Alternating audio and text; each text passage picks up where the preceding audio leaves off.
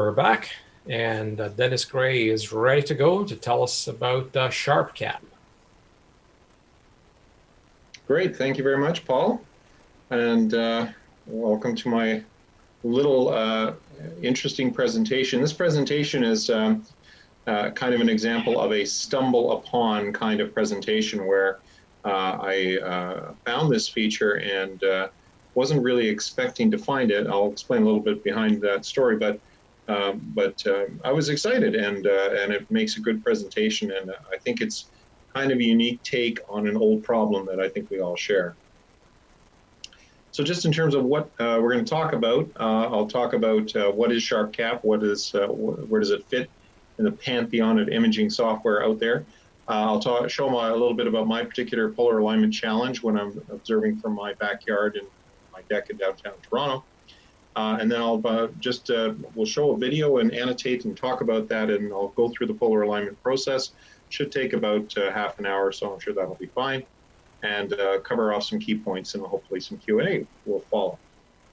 So what is Sharpcap? Well, Sharpcap is image capture software for images and videos. It's been around for about 10 years now. It's started in 2010. And the author seems to be a very nice fellow by the name of Robin Glover, and he's running his own website over in the UK, sharpcap.co.uk. And the software is developed over a fair bit of time, but it initially focused on sort of high frame rate image capture, or in other words, lucky imaging or planetary, what we would think of as planetary imaging. The software is developed over time. So on his own website, he talks a little bit about the history here, and I was interested because he was talking about his frustrations with AMCAP. I'm sure a few of us remember AMCAP. So when video cameras were first coming out and first being applied for astronomical imaging and taking pictures of planetary targets, and then using things like Registack to sharpen them up and bring them up, AMCAP was sort of like your very, very basic software that could be used to work with things. And he talks about some of the problems here, and because he was a software developer, naturally his solution is not to complain. His solution is to actually go and build one himself. And so that's what he's done, and that's where Sharpcap has come from. Now, I noticed here that he got a link from Basler Cameras. Never heard of Basler Cameras, but Basler Cameras asked him would he support their cameras. So it was a bit of a partnership with a software camera company that sort of got him into the business and got him developing this particular imaging software. So currently, there is a reasonable selection of cameras that are supported here. And you can see that most of these cameras are what I would call high frame rate cameras, like cameras that are designed to take more video type pictures rather than long exposure cameras like, say, an S-Big or something like that. But it doesn't mean that these cameras aren't also capable of taking long exposures. So in its present form, Sharpcap can do a very, very credible job of working with video type imaging, whereas but you can also take like a 30-second or a 2-minute exposure as long as the camera supports it. So that's a fairly broad range of cameras that's there. So why did I end up using Sharpcap? Well, for those of you that remember my earlier presentation about the QHY-174 GPS camera, it's the only imaging product out there in the market that works with the QHY-174M. So, back to the thing, he has a partnership with QHY where he is actively working on adjusting his software in order to work with the API and the toolkit that comes to the camera. And that camera is the only one in the market that has the ability to embed a GPS timestamp on the frame, and because the camera uses USB 3 technology and the fast throughput available on both the camera and the USB 3 connection, you're able to take video, astronomical video, and convert it directly to digital. And then when you add that GPS timestamp, you've got what you need for occultation astronomy, where that timestamp plus sensitivity and time resolution is very important. So why occultation? So I was talking about why my particular interest in occultations, and just the sense that astronomy has a lot of different branches. We have observational astronomy, photography, double star studies, variable star studies, and so on. But occultations is a little sub-branch that studies the passage of objects in space in front of stars and learns a lot about the objects in space as well as the stars as a result. So one of the things that you would see here is a star as seen from Earth. An asteroid passes in front of it, and then a group of astronomers all working together time the time of that disappearance. And when we integrate that information, we can determine the exact size of the asteroid and also its rough shape. And that information, combined with the ability to understand the asteroid spectrum and other features of it, means that we're able to, essentially get a much better understanding of that asteroid, figure out whether it's a freshly broken off piece of an asteroid that used to be part of Vesta, or perhaps it's a primordial asteroid that is been around since the beginning of the solar system. And that makes a big difference for how things are done. My particular imaging setup here for occultations, which is where we're using this, is I have a Vixen Great Polaris mount using SynScan and EQMod for GoTo. I use an 8-inch Schmidt-Cassegrain with FastStar, which takes the focal length of my SCT down from about 2,000 millimeters down to 430 something, which gives me a nice wide field of view, but I still have 8 inches of aperture to gather starlight with. The aforementioned GPS camera, the SkyX is driving it, and of course Sharpcap is the imaging software. So this is a little bit of view from the north of my preferred observing location. I have a deck in my backyard which is sheltered and private and everything, so I do like to observe from there, but this local Norway maple has been getting more and more in my way as time has been going on. So I've given some thought as to how to deal with it. One thought involves getting out in the middle of the night with a chainsaw, but this solution seems a little bit more elegant, and hopefully is going to be something that I can work with. So this is what we're trying to work around, essentially, is this tree. So what I'm going to do here is I'm going to give a demonstration of Monday night's setup here, and I'll start with the overall process, and I'll show you this in real time. This is really how it went, and we'll have a chance to observe, and I'll comment as we go along. So I started first by launching Sharpcap here, and Sharpcap software comes up on my laptop here. So it has a helpful, tips on startup feature, which I kind of like. And I go and check the polar alignment, and I realize it's not working, so I have to go and connect my camera. The camera, once it's connected, is working, but it needs to have its profile adjusted. So the profile essentially is a settings of gain, bit rates, frame size, and everything else like that brings up a particular framework for occultation related work. So once I set my settings here, I've got a star field that I can work with, and I start the polar alignment routine. So the polar alignment routine shows up here at the bottom of the screen, and it gives you some pretty nice step-by-step instructions. There's a skip the introduction option, so you can turn it off if you don't need to read it all. But essentially this is saying, and this is quite interesting, is that if I just have a little guide scope with a guide camera, I can do this polar alignment as well. So you don't need the Sharpcap, you just need a guide scope that happens there. So step one is it's going to go out and capture its first image. This is a reference image, and it's going to take that reference image and start plate solving that image right away. So it's going to do a plate solve process, and you can see here it's completed the plate solve. It's given me my exact field of view. It's identified 103 stars in the image. It's used 15 of them. It's identified my pixel size, and it's identified exactly where we are in the sky, the center RA and center deck.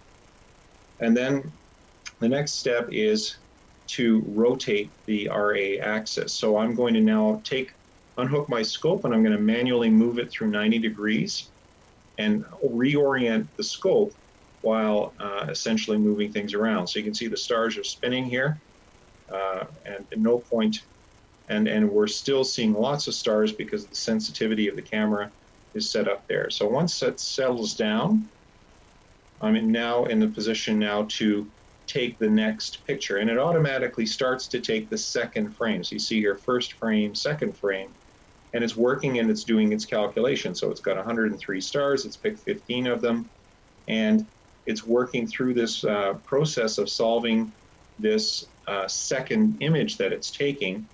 And we're seeing some, we're also seeing these green lines which indicate roughly where it is. And now it's solved the problem. It's done the math and it's solved the problem. And it's telling me my polar alignment is poor. Well, that's not a surprise at all. But now what I've got here is I've got this immediate feedback saying, I've got to move it down and I've got to move it right. And this is measured in terms of degrees, minutes and seconds of working there. And what's interesting, you can see on the display this little yellow line that's going on here. And what's happening with the little yellow line is it's picking stars and it's showing the distance between the target, which is here, and the star. So, but it's constantly, as it gets new images, it's working with different stars. And you can see the length of my little yellow lines is getting shorter and shorter as I get closer and closer to my polar alignment. So in real time, it's getting quite small. I can see Polaris has just come into my field of view, which kind of makes sense because Polaris is quite close to the North Celestial Pole, and you can see right there that it is.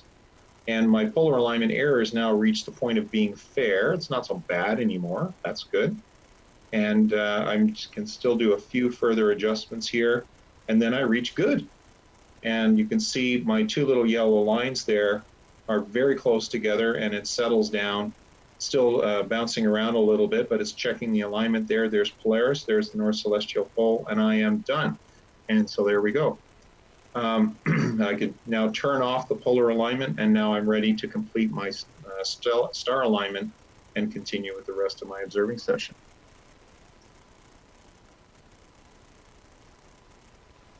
That's it, that's the demo. So let's just recap a little slower what went on there. So in the software itself, it has embedded in it a plate solving set of all of the stars that surround the North Pole. So in the current version, the star map is about 7 degrees outside of the pole. So all you have to do is basically get within that 7-degree circle, and it will be able to plate solve for you. The other thing that we are doing here is that's the imaging size of my chip there. So I'm roughly somewhere in that circle, and then it's able to go through its polar alignment process. So the author, Robin Glover, credits Themos Tsikas, who came up with this idea originally, the photopolar align, he called it, and he helped him integrate it into his software. So that's great. So essentially, what's going on is when we rotate that telescope through the 90 degrees, we do the plate solve, we know exactly where the mount is pointing, and from that we know where the celestial pole is. And then the second picture tells us where the center of rotation of the mount is, in other words, where it should be pointing. And then the animation is just to help us line up that center of rotation with the pole. Now, you might have noticed that my lines were a little off in angle there. And that's because, unbeknownst to me, when I did this demo, my mount was not well suited. It was a little bit on an angle. I still got polar alignment, but it would have been even easier if I started with my mount actually horizontal instead of sort of off base. So in terms of some of the guidance that was given by Robin, he's saying don't go for 0. A lot of people, you can spend your whole life trying to get it down to 0, but basically when it says good, when you're within 1 arc minute, that's fine for most imaging. So there's a temptation to go too far with it, but you don't want to do it. The documentation mentioned that he's increased his star map to 7 degrees of the pole, and the camera has to be able to see at least 10 to 15 stars. Now, my camera with its sensitivity was giving it lots of options, maybe too many, but essentially that's all he needs to do the plate solving. And there's lots of good documentation on the Sharpcap website about how to do that and exactly how the polar alignment routine works. As an imaging solution, so one of the questions is, would alignment, or would you use it for general imaging? You can get a free version. There's a freely available download version. So if you like it and you want to see if you like it as an imaging software, you certainly can do that. And you can certainly confirm if it's going to work with your camera or not. I don't know if it would necessarily replace or supplant your existing imaging software, but it would be potentially a nice thing, even if you just did this particular part of it with it. The Pro version is needed to get the polar alignment routine included, and it's available for $19 a year. So it's not a lot of money. Whether or not all of the features of it as an imaging software and all of the different options and gain controls and GPS controls and so on, we'll hold that over for another presentation at another time. But we just wanted to focus on this. So this is roughly where I ended up with my first alignment star after everything was done, and I'll throw it open to some questions from the audience.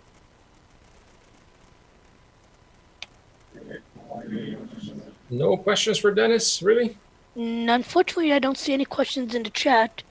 One question I might ask, however, is, did you find any learning curve getting used to the software, or was it pretty intuitive? Overall, the software, I found it was there was a bit of a learning curve, and most of the learning curve was related to just playing around with the controls and getting to know them better. And also there's a particular set of learning curve around the GPS software, which has been getting a lot better. He's been moving it forward and aligning it. And these funny numbers here have a lot to do with that. So essentially getting the GPS to work reliably depends on the camera working reliably in a weird, wonderful way. But it's got good control over exposures. You can be very, very granular about how long an exposure you want to take. The frame rate, you can control that. And you're also able to control the gain on the camera. So you can really take what looks like nothing and get a lot of stars out of it. So it's not bad, but I would say, your mileage will vary. And I would say use the free version, see if you like it. And then if you like it, then I'd say it's definitely worth the $19 to get the extra features. Okay. Go ahead, Blake. So thanks. I have a question. In the past, I remember that for your occultation rig, you had a Steadicam. Did your actual image acquisition. So I gather you're using this new camera now, and have you used Sharpcap to capture the asteroid occultation event video? I haven't had a chance to do that yet. I promised Paul I would come back and show him as soon as I had a chance to get one of those, and I'm still working on it. It's been a dry season for getting the right combination of clear sky, reasonably bright star, appropriate height above the horizon, reasonable bedtime, et cetera, et cetera. So I haven't had much luck in terms of getting that. But as soon as I get one, I will be back to share how it goes. My other occulting rig, which is analog system using digital overlay of GPS timestamps, that's still around. I still have it. But this is hopefully going to be a much more elegant solution and allow me to reduce the amount of equipment that I have to take out to the field. So essentially, instead of having to bring a whole suitcase full of occultation related timing stuff, I just need one camera and one computer now. So that makes me happier. Okay, we have some additional questions online. Chris Vaughn asks, would it work near a street lamp post? The software, well, sure, it would. You would want to obviously shade the overall aperture to make sure that you didn't get any direct light in your path. But there's no reason why, it shouldn't be able to intensify the image enough to pull. I think I've been imaging deep sky objects from my backyard, so I've been looking at things like M13 and M27 and other bright deep sky objects from downtown Toronto, and I'm able to see them on my computer screen with reasonable gain settings and so forth. So that's a nice bonus of this. And it is, like I say, able to go I find it's able to go much deeper than my old occultation rig for sure. So it's fighting light pollution reasonably well, Chris. Other questions?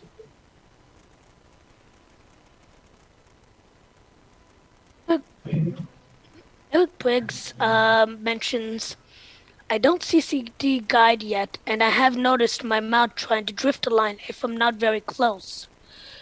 Keeping images below 30 seconds, it still helps to get it right.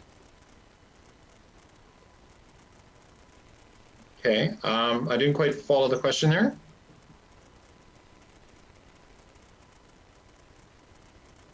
Mario Gagnon mentions, not a question, but rather a comment. Oh, I see. found Okay, the numbers. I found the numbers were different whether I rotated left or right. And I assume it is because my guide scope is not properly aligned, correct? It shouldn't matter. I don't think it should matter. I think what it's trying to do, it's finding the axis of rotation of the whole mount, and whether the guide scope is fully aligned or not shouldn't matter, because the axis of rotation of the scope should be the same. If you're on axis or a little off axis, it shouldn't matter.